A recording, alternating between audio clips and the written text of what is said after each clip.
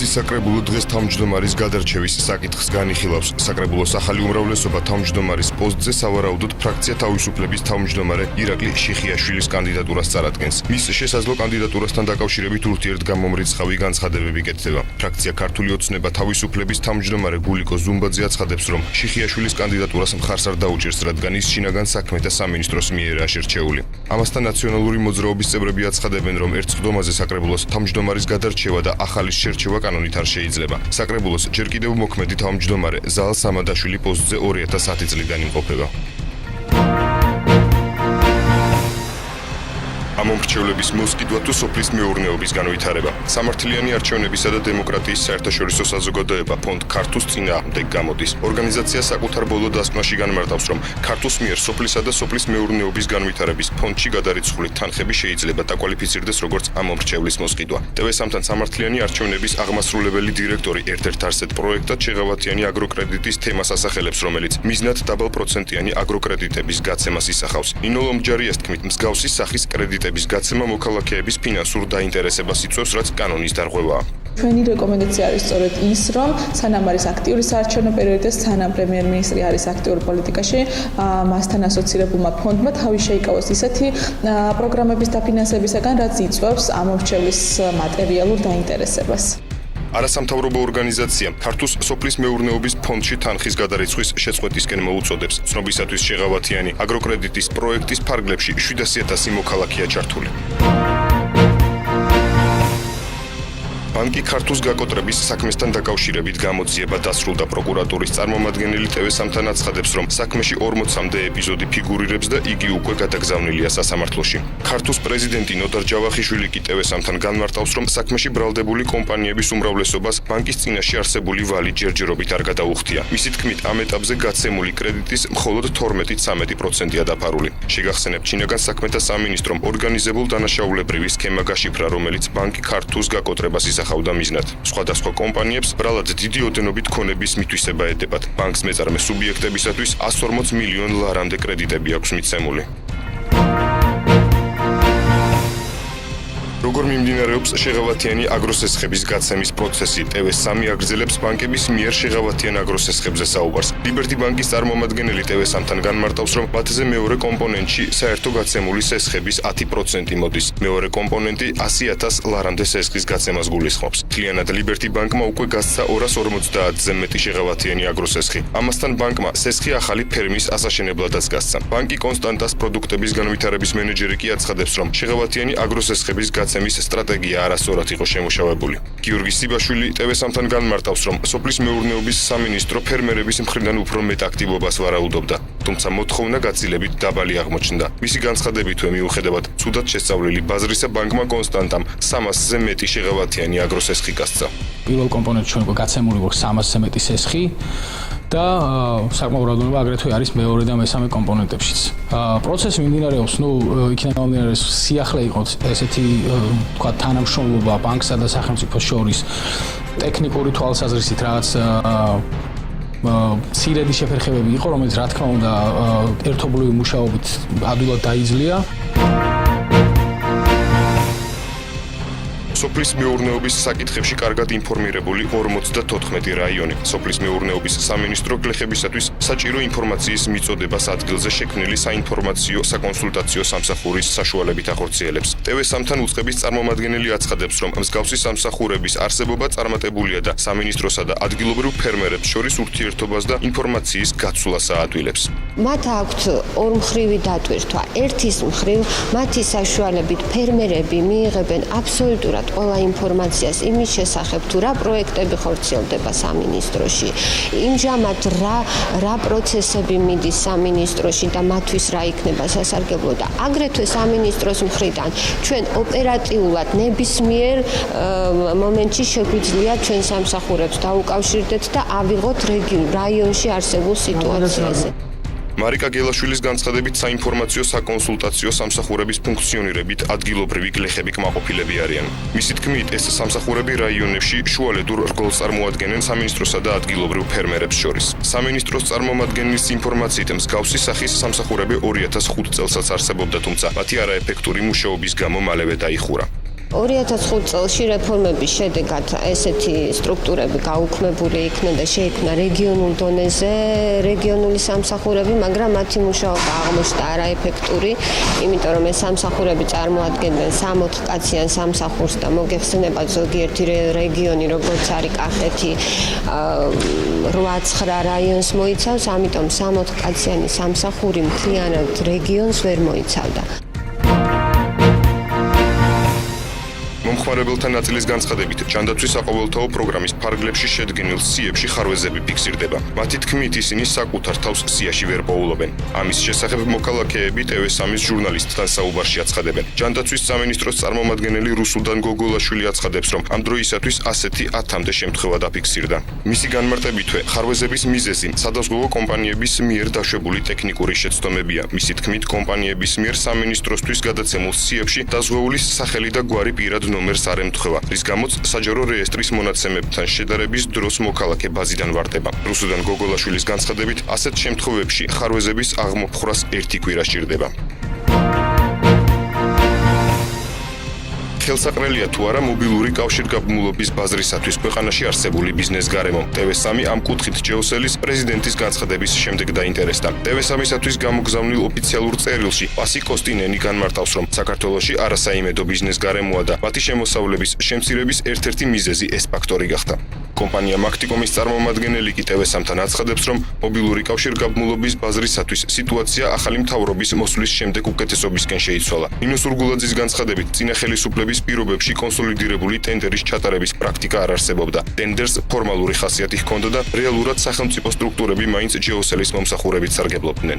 Maktis წარმომადგენელი მობილური კავშირგაბმულობის ბაზარზე არსებული დღევანდელი სიტუაციით კმაყოფილია და განმარტავს, რომ მიმდინარეობს ჯანსაღი კონკურენცია. Beeline-ის წარმომადგენლის განცხადებითაც კომპანიისათვის საიმედო ბიზნეს გარემოა შექმნილი. თეუნა ბაღდავაძე TV3-თან აცხადებს, რომ მობილური კავშირგაბმულობის ბაზარზე ჯანსაღი კონკურენციაა. Beeline არის ერთ-ერთი ყველაზე მსხვილი გადამხდელი საქართველოს ბიუჯეტში, საკმაოდ მსხვილი დამსაქმებელი და ვთქვით, რომ ეს ბიზნეს გარემო ხელსაყრელია ჩვენი ტიპის ბიზნესის განვითარებისთვის.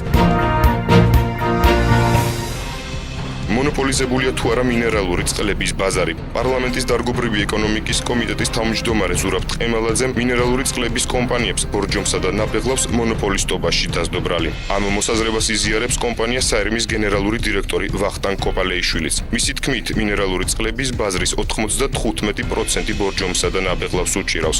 ამასთან კოპალეიშვილის განცხადებით, საერმის წილი ამ ბაზარზე დაახლოებით 2-3%-ია. მონოპოლისტობაში დადანაშაულებული ბორჯომი და ნაბეღლავი კი ბრალდებებზე კომენტარის გასაკეთებლად TV3-ს უალკოჰოლო სასმელების ასოციაციაში მისამართებს. ასოციაციის კონსულტანტის თქმით, ზურაბ ტყემალაძის განცხადება პოპულისტური და არაკომპეტენტურია და მიზნად ისახავს საზოგადოების შეცდომაში შეყვანას. კახა მაღრაძის თქმით, ამა თუ იმ კომპანიის მონოპოლისტად დასახელება მხოლოდ ხანგრძლივი დაკვირვებისა და ანტიმონოპოლიური სამსახურის დასტურის შემთხვევაში ხდება. აფერხებს თუ არა ბიზნეს გარემოს განვითარებას ბანკების მიერ არაპროფილური აქტივების ფლობა. საქართველოში კომერციული ბანკების მიერ სხვადასხვა სექტორებში განხორციელებული ინვესტიციები ბოლო წლების განმავლობაში ზრდის ტენდენციით ხასიათდება, თუმცა ამ ფონზე სხვადასხვა ბიზნესის წარმომადგენელი პირდაპირ აცხადებს, რომ ბანკების არაპროფილური აქტივები მათი ბიზნესის განვითარებას ხელს უშლის. სწრაფი გადახდის კომპანია Novo Technologies სამეთვალყურეო საბჭოს თავმჯდომარე ჯუმბერ თაყნიაშვილის განცხადებით, ბანკების მიერ არაპროფილური აქტივების ფლობა მცირე და საშუალო ბიზნესის განვითარების შემაფერხებელია. მცირე ბიზნესის ხელშეწყობა და კერძო მეწარმეობის ხელშეშლა გამომდინარეობს იქიდან, რომ საქართველოს ბანკის მაგალითზე ავიღოთ, რაც ის ჩაერია სწრაფი გადახდის ბიზნესში, მას შემდეგ მცირე მეწარმეებზე, რომლებიც დილერები არიან, ჩვენი დილერები არიან ამ ბიზნესში 2, 3, 5, თუნდაც 30 აპარატი აქვთ, მათზე ბანკებმა დაკრედიტება შეწყვიტეს. გამომდინარე იქიდან, რომ ისინი აღიქმებიან თვითონ საქართველოს ბანკის კონკურენტ ორგანიზაციებად. მენაშენეთა ასოციაციის თავმჯდომარე ირაკლი როსტომაშვილის განცხადებით, ბანკების მიერ სამშენებლო კომპანიების ფლობა ამ სფეროში კონკურენტებს ზირავს. როსტომაშვილს მაგალითად საქართველოს ბანკი და მისი შვილობილი დეველოპერული კომპანია M-Quadrat მოჰყავს. ეროვნული ბანკის პრეზიდენტის განცხადებით კი საბანკო სექტორის მიერ არაპროფილური აქტივების მართვა ეკონომიკისათვის რისკის მომენტი ვერ იქნება, თუმცა მათზე ზედამხედველობის პოლიტიკის შენარჩუნება აუცილებელია. რასახის საინფორმაციო კამპანიის წარმოებას აპირებს საქართველოს ევრონიუსის საშუალებით. ევრონიუსის პრეზიდენტი საქართველოში იმყოფებოდა და ეკონომიკის მინისტრ გიორგი კვირიკაშვილს შეხვდა. შეხვედრის შემდეგ გავრცელებული ოფიციალური განცხადებიდან გაირკვა, რომ მხარეები შეთანხმდნენ ევროკავშირის ქვეყნებში საინფორმაციო კამპანიის წარმოებაზე, რომელიც იქნება დამატებითი გზავნილი ევროპული ინვესტორებისათვის. შეხვედრაზე ასევე აღინიშნა, რომ თანამშრომლობა ევრონიუსთან დადებითად აისახება ტურისტების მოზიდვის პროცესზე იმ ქვეყნებიდან, სადაც ევრონიუსი მაუწყებლობს. TV3-ს საინვესტიციო სააგენტოში ჯერჯერობით ვერ დაუკონკრეტეს, რა სახის საინფორმაციო კამპანიის წარმოებაზეა საუბარი. თუმცა განმარტეს, რომ საკითხზე ჩამოყალიბებული პასუხი სექტემბრის ბოლოსთვის შეიქმნება. ინფორმაციისათვის 2014 წელს პირდაპირ ტრანსლაციაზე ევრონიუსი 14 ახალი ენის დამატებას აპირებს. შესაძლოა მათ შორის ერთ-ერთი ქართული იყოს.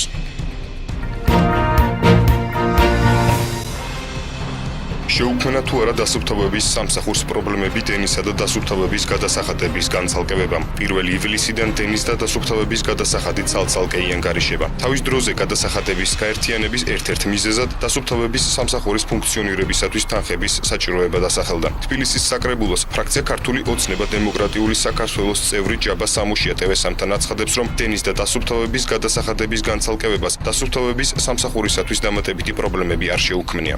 სამუშია ამ სამსახურის ერთ-ერთ მთავარ პრობლემად წლების განმავლობაში არასწორად გათვლილ მენეჯმენტს და არამიზნობრივ ხარჯებს ასახელებს. მისივე თქმით, წინა მთავრობის პირობებში დედაქალაქის ბიუჯეტიდან თანხის 7% დასუფთავების სამსახურზე იყო გათვლილი, თუმცა არჩევნების პერიოდში ეს თანხა არამიზნობრივად იხარჯებოდა. პრობლემას მე ვფიქრობ მაინც ხოლმე.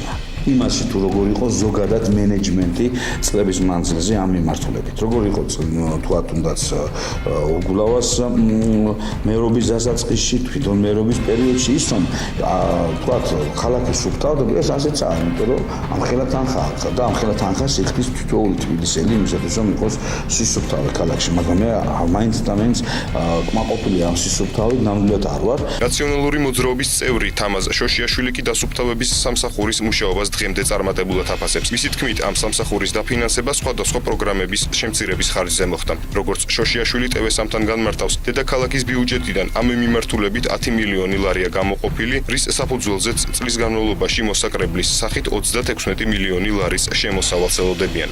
შესაბამის სამსახური მუშაობს იგივე დატვირთვით, იგივე რაოდენობის ადამიანები მუშაობენ, იგივე ღონისძიებები ტარდება დასუფთავების კუთხით და აქედან გამომდინარე მიმდინარეობს ჩვეულებრივად დედაქალაქის დასუფთავების სამუშაოები.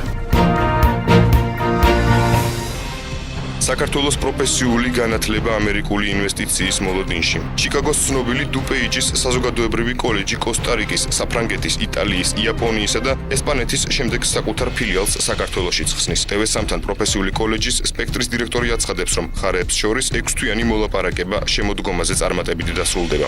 ჩვენ გვქონდა რამდენიმე ძალიან სერიოზული შეხვედრა, მათ აქვს იდეა საქართველოში განახორციელონ სოციალური ინვესტირება, ანუ ეს არ იქნება მომგებიანი ბიზნეს მიმართულების კოლეჯი, არამედ მათ უნდათ რომ ჩვენ დაგვეხმარონ და ზოგადად საქართველოს დაეხმარონ ტექნოლოგიური მიმართულების კოლეჯის ჩამოყალიბებაში. მათე ტაკიძის განცხადებით, პროექტი სოციალური ხასიათისაა და მისი ბიუჯეტი $1 მილიონზე მეტი იქნება. მისი თქმით, დაფინანსება მასწავლებლების გადამზადებას, ახალი პროექტების შექმნას და გაცვლით პროგრამებს მოიცავს. მისი თქმით, კოლეჯში სწავლის მსურველთა დაფინანსებას საქართველოს მთავრობა უზრუნველყოფს. იქნება სახელმწიფო ტიპის, როცა ჩამოვა პრეზიდენტი თავის გუნდთან ერთად, შეხვედრა იქნება ბუნებრივი განათლების და მეცნიერების სამინისტროში. ჩვენ ჩამოვყალიბდებით ყველა იმ მიმართულებას, თუ რა ტიპი და როგორ განხორციელდეს და განვითარდეს შესაბამისად ეს პროექტი და ეს ინვესტირება. ახალი პროფესიული სასწავლებელი კოლეჯ სპექტრის მიმდებარე ტერიტორიაზე განთავსდება. ცენტრპოინტის საკუთრებაში არსებული სავაჭრო ცენტრი უნიმოლი დასრულებულ სახეს წლის ბოლოს მიიღებს. უნიმოლი ელიავას ბაზრობის მიმდებარე ტერიტორიაზე მდებარეობს. სავაჭრო ცენტრი სამსართულიანია. სამღებრო სამუშაოები უახლოეს კვირაში განახლდებაში და სამუშაოების 80% უკვე დასრულებულია. ერთადერთი პრობლემა, რომელიც ცენტრპოინტს სავაჭრო ცენტრის მშენებლობისას შეხვდა მერიის მიერ უნიმოლის მოპირდაპირ მხარეს გაყიდული მიწაა, სადაც გაზგასამართის სადგური შენდება. ეს კი პარკინგის პრობლემას ქმნის. პროექტი ცენტრპოინტმა მართვის უფლებით ტექსუს 2010 წელს გადასცა და 2013-ში უკან დაიბრუნა. ეს არის ერთ-ერთი ყველაზე უფრო წარმატებული პროექტი ცენტრპოინტისათვის და ჩვენც ძალიან მონდომებული ვართ, რომ ვადები დავესვათ. ვადები ესეთი არის. წლის ბოლომდე აბსოლუტურად მორჩენილი იქნება, რასაც თქვა თეთრ კაკასამდე მიყვანა. და თუ მოსახლეობამ უკვე დაიწყო რემონტები, პრაქტიკულად ჩათვალეთ, რომ გახსნათ შეიძლება მომავალი წლის დასაწყისში. Go Electronics-ი გუდვილის ქავთარაძის ობიექტს ტოვებს. ტექნიკის მაღაზიათა ქსელი გასვლის მიზეზად ადგილის კომერციულად არამომგებიანობას ასახელებს. ჰიპერმარკეტ გუდვილის ქავთარაძის ფილიალის დირექტორი კი ხელშეკრულებით გათვალისწინებული ვალდებულებების შეუსრულებლობაზე საუბრობს. მისი თქმით, Go Electronics-ის გასვლა მათთვის პრობლემას არ წარმოადგენს, რადგან მომხმარებელს ახალ ალტერნატივას თავაზობს OK-ის სახით. ჩვენ გვაქვს ერთი კომენტარი, ეს არის ხელშეკრულებით გათვალისწინებული მიზეზების და მოვალეობების არ შესრულება. ბუტიკები, რომლებიც ჩვენთან, ასე ვთქვათ, არიან, ჩვენი პარტნიორები არიან, არანაირად არ არიან იგივე აზრზე, როგორც Go Electronics. აქ შეიძლება უფრო დავარქვათ შიდა პოლიტიკის არასწორი მართვა. მათი, ასე ვთქვათ, არა მომგებიანობის მიზეზად. Rolls-Royce-ის მოგება ნახევარ წელიწადში 34%-ით გაიზარდა და პროგნოზებს გადააჭარბა. მიუხედავად ამისა, ბრიტანულმა კომპანიამ განაცხადა ხარჯების ოპტიმიზაციის შესახებ, რომელიც მეტი იყო ვიდრე შემოსავალი. საავიაციო ძრავების მწარმოებელი მსოფლიოში უმსხვილესი კომპანიის ძირითადმა მოგებამ დაბეგვრამდე 6 თვეში 840 მილიონი ფუნტ სტერლინგი შეადგინა. ამონაგები გაიზარდა 27%-ით, 7.3 მილიარდ ფუნტ სტერლინგამდე. კომპანიის ხელმძღვანელმა ჯონ რიშტონმა ხარჯები 461 მილიონ ფუნტ სტერლინგად შეაფასა და მას მიუღებელი უწოდა. მისი თქმით, გასავალი შემოსავლებზე სწრაფი ტემპით იზრდებოდა. ესპანეთში უმუშევართა რიცხვი შემცირდა. ქვეყნის დასაქმების სამინისტროს მონაცემებით 2013 წლის იანვრიდან დღემდე ესპანეთის მასშტაბით დაუსაქმებელთა მაჩვენებელმა 26.3%-ით იკლო, რაც ბოლო 2 წელიწადში რეკორდული შედეგია. სახელმწიფო წრეში აღნიშნავენ, რომ კლების მიზეზი წელს ესპანეთის კურორტებზე მომრავლებული ტურისტების მაჩვენებელია, რამაც ქვეყნის ეკონომიკაზე დადებითი გავლენა მოახდინა.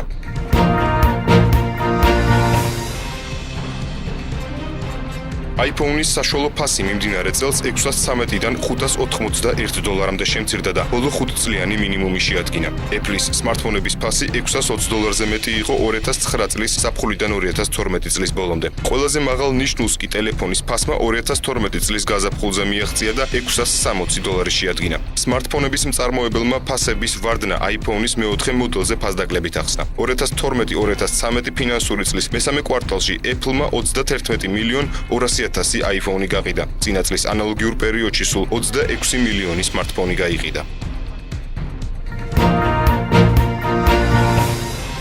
ჩინეთის ქალაქ ჩუნცინის კომუნისტური პარტიის კომიტეტის ყოფილი მდივანი ბოსილაი კორუფციაში ქრთამის აღებასა და თანამდებობის ბოროტად გამოყენებაში დაადანაშაულეს. ბოსილაის ბრალდება ქალაქ ძინანის პროკურატურამ წაუყენა. იგი ჩინეთში პოპულარულ პოლიტიკოსად მიიჩნეოდა და ვარაუდობდნენ, რომ 2012 წლის შემოდგომაზე ჩინეთის ხელისუფლების შეცვლის დროს ერთ-ერთ მაღალ თანამდებობას დაიკავებდა. 2012 წლის აგვისტოში ბოსილაის მეუღლეს გუ კაილაის, რომელიც ბრიტანეთის მოქალაქის მკვლელობაში სცნეს დამნაშავედ, სამუდამო პატიმრობა მიესაჯა.